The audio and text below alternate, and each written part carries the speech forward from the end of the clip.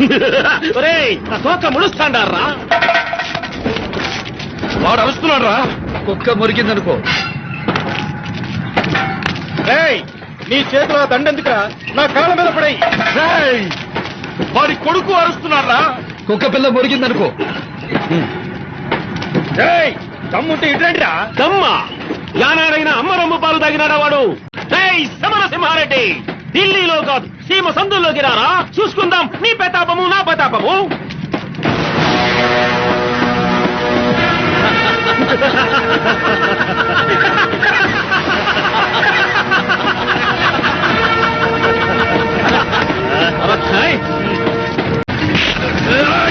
మంచితనాన్ని పిరికితనంగా అర్థం చేసుకున్నావు కదరా.